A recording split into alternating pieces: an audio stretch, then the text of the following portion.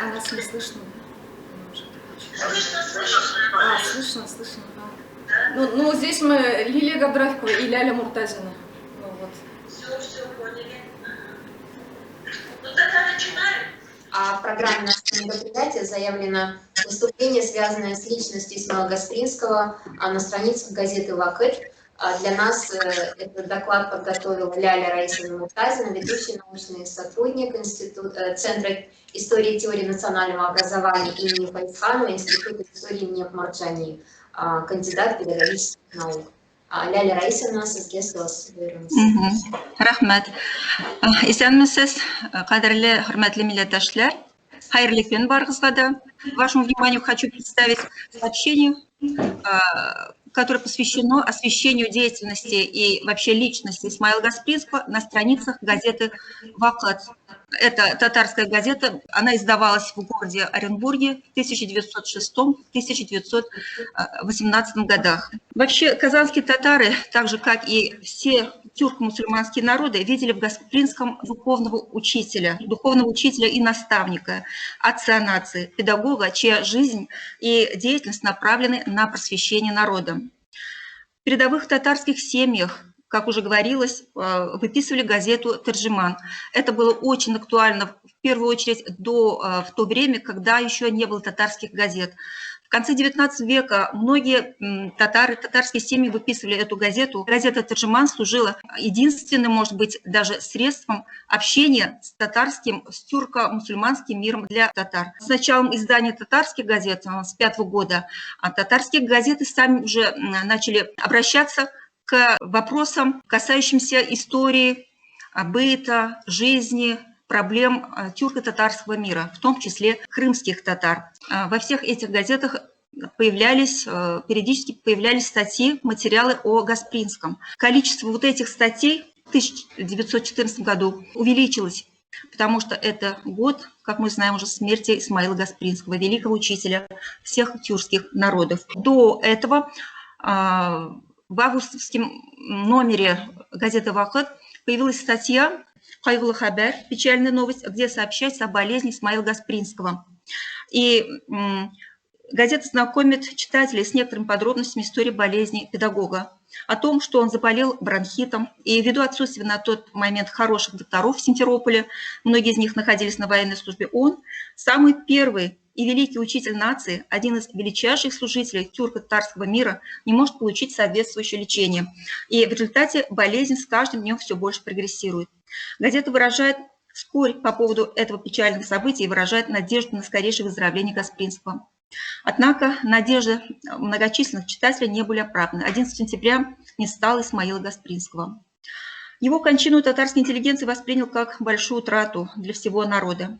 Об этом свидетельствуют многочисленные статьи в татарских газетах и журналах. Отдельные номера газет и журналов были посвящены вот именно теме Гаспринского. Например, можно, к примеру, назвать 23-й номер журнала «Сюембеке» за 2014 год, который полностью был посвящен Исмаилу Гаспринскому. В газете «Вакыт» тоже очень много было опубликовано статей, посвященных этой теме, то есть теме Исмаила Гаспринского.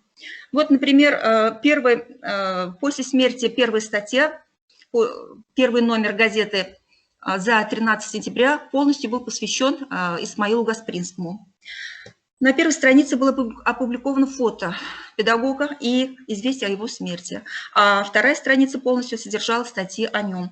Статья известного педагога и ученого, редактора журнала «Шура» Ризатина Фахриддина, и статья редактора газеты «Вакыт» Фатых Карими «Великая скорбь нации». И можно было ознакомиться с другими материалами о Исмаиле Гаспринском. Уже в следующем номере газеты вышла объемная статья ученого-филолога Джамаледдина Валиди под названием «Исмаил Бек Гаспринский», где автор, отвечая на поставленный собой же вопрос, кто же на самом деле является для нас Исмаил Гаспринский, пишет: «Наверное, многие скажут, что Исмаил Бек – первый издатель газеты российских мусульман, автор первого букваря, основанного на звуковом методе». Это правда, но она далеко не полная. И продолжение статьи было напечатано в следующих номерах. Всего 3 номера вышло со статьей этого автора. И он как бы отвечает на поставленный собой вопрос и описывает многогранную деятельность, общественно-педагогическую деятельность Исмаила Гаспринского. Газета уделяла внимание и фотоматериалам. В номере за 16 сентября опубликовано было фото Гаспринского, которое было снято в Париже в 1872 году. Еще одно фото, помещенное в номере, в следующем номере, было подписано так. Исмаилбек Гаспринский, 1883 год, Бахчисарай, время, когда начал выпускать газету «Тержеман». Здесь можно ознакомиться также со статьей «Последние часы Исмаила Бека» и с выражением соболезнования педагога, единомышленника Гаспринского Хайрулы Усманова. В его медресе, одним из первых в Уфимской губернии, был внедрен новый звуковой метод обучения Исмаила Гаспринского. Юсуф Акчура, издатель журнала «Тюрк-Юрду», который издавался в Турции, также написал статью под названием «Великий педагог и редактор Тюрк Исмаил Гаспринский», где дал очень высокую оценку педагогической и общественной деятельности Исмаила Гаспринского. Здесь и помещено фото, совместное фото этих двух великих деятелей татарского народа. Ибрагим Акчура, высоко оценив его труды, писал, что Исмаил Гаспринский по праву является первым ученым среди наших российских мусульман.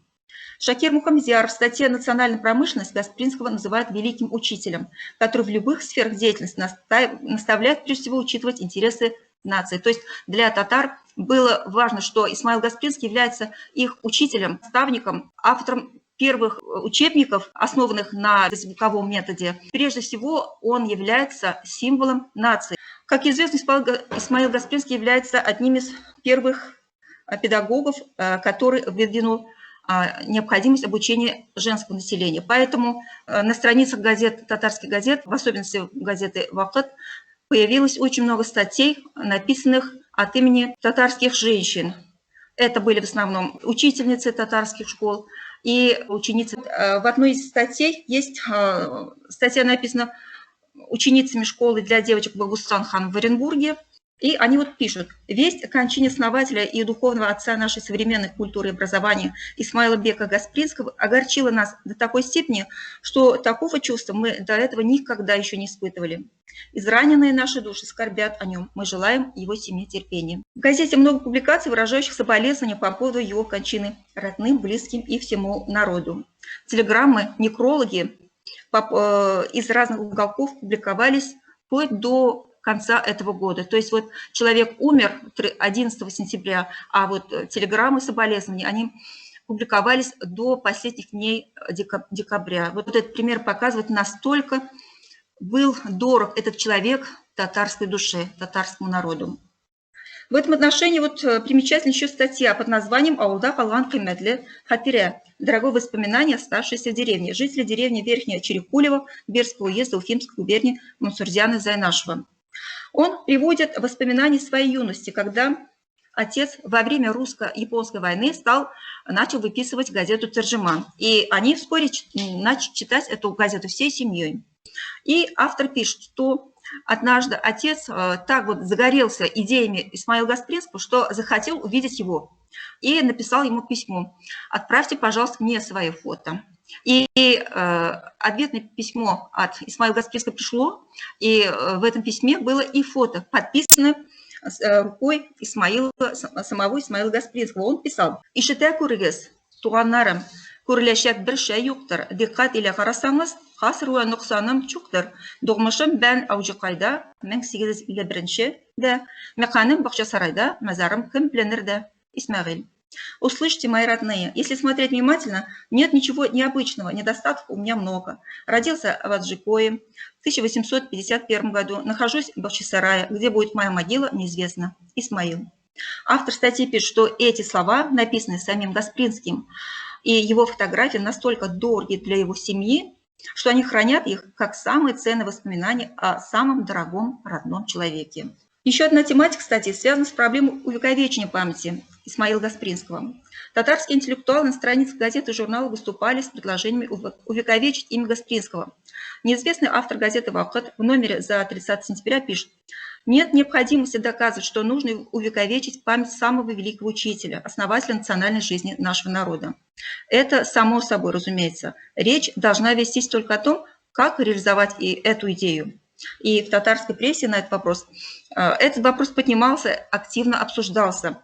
Некоторые, например, редактор газеты «Тормаш» Закир Кадыри предлагали в память о Гаспринском открыть образцовую школу, татарскую школу в Уфимской губернии. Озвучивались также идеи организации союза, состоящего из мусульманских благотворительных обществ и так называемых Нашир Магариф. Этот союз, по мнению Кадыри, должен быть построен таким образом, что в случае глобальных бедствий, войн, правление союза должно будет заниматься организацией сбора из других периферийных ячеек необходимых сил, формированием санитарных отрядов, открытием больниц для раненых, помощью семьям военных солдат. Другими словами, эти организации, объединенный союз, могли бы создать альтернативу обществам Красного Креста, которые не пользовались у мусульман особой популярностью. После окончания войны эти общества и организации могли бы переключиться на мирную деятельность, заниматься организацией учебных заведений, учебного дела среди мусульман, открывать начальные школы, учебные заведения для подготовки учителей, дар-и-мугалиминов и дар-и-мугалимат и так далее. Все это, по замыслу автора идеи, могло бы способствовать продолжению дела, начатого Исмаилом Гаспринским. Другой автор, Каюм Кулаткы, считает, что все то, что будет сделано в память Гаспринского, должно вечно служить всему тюрко-татарскому миру. Для осуществления этой идеи он предлагает открыть национальный музей. По мнению же Камала Крымова, для увековечения памяти Гаспринского необходимо создать общество начального образования. Журналисты газеты «Вахат» приходят к выводу, что, скорее всего, нужно в первую очередь открыть школу в Уфимской губернии, что не займет особых средств. Это под силу нескольким приемникам Гаспринского и 2-3 зажиточным людям Уфы.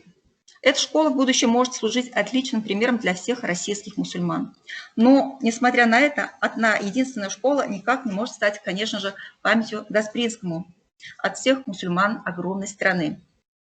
Журналист газеты «Вахат» сомневается по поводу открытия музея, так как считает, что у татар пока еще нет необходимого опыта в этом деле, и время еще для создания музея не настало. А общество начального образования, по мнению газеты, под силу на данном этапе. Как считает газета, правильно было бы создать специальный фонд имени Исмаила Гаспринского из процентов общества помощи учащимся, на средства которого каждый год можно было оплатить учебу одного нуждающегося ученика. Стипендия, выданная в 1914 году студенту Красноуфимского сельского рабоче-технического училища Фатыху Тухватуллину, по мнению газеты, может считаться первой стипендией из этого фонда. Однако, хотя и была выдана первая стипендия, как видно из других источников, эта проблема в целом не была решена. Известный татарский писатель, общественный деятель Гайзис Хаким в статье, посвященной Гаспринскому, которая была опубликована в 1916 году, отмечает, что, несмотря на то, что имя духовного отца нации все еще является своеобразным маяком, идейным направлением для народа, до сих пор ничего не сделано для увековечения памяти. Он пишет: к сожалению, до сих пор не создано вакуф на имущество. Для этого нет школы его именем, не создан фонд помощи мусульманским учащимся, не сделано ничего, что способствовало продолжению его духа великого учителя. Однако через некоторое время, уже в советское время, как было уже сказано, в 1918 году открылась такая школа имени Исмаила Гаспринского в Казани.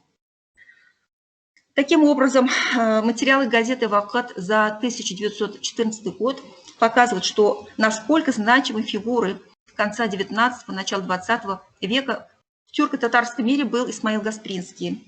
Общественные и религиозные деятели называли его своим духовным учителем и наставником, а после смерти продолжали развивать его идеи, выступая за просвещенное будущее татарского народа.